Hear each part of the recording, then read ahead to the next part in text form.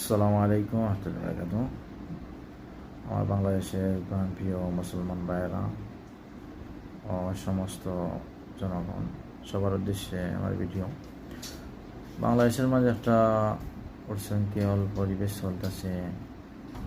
একটি চক্র আছে, তারা বাংলাদেশে একটা উচ্ছৃঙ্খল করার চেষ্টা করে। অবশ্যই আপনারা এটাতে সতর্ক থাকবা। আর বেশিরভাগ ডাকাতি, সন্ত্রাসী, দর্শন এগুলো বাড়তেছে।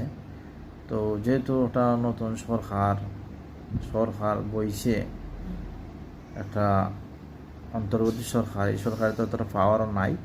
তারপরে যতটুকু আছে চেষ্টা করে সরকারের উপরে সবাই ভরসা রাখবা। আর মন দুর্বল করবা না, কারণ এটা একটা পরিকল্পনা অনুযায়ী একটা চাইল। এটা কোনো একটা পক্ষে করতেছে, এটা ইনশাল্লাহ ঠিক হয়ে যাব।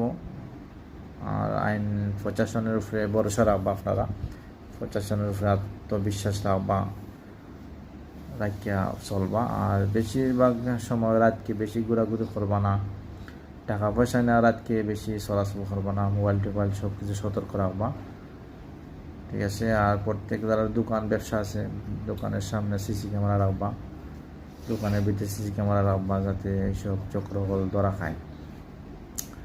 প্রশাসনের সবাই আন্তরিক হেল্প করবা, তাইলে ইনশাল্লাহ এটা সমাধান জলদি।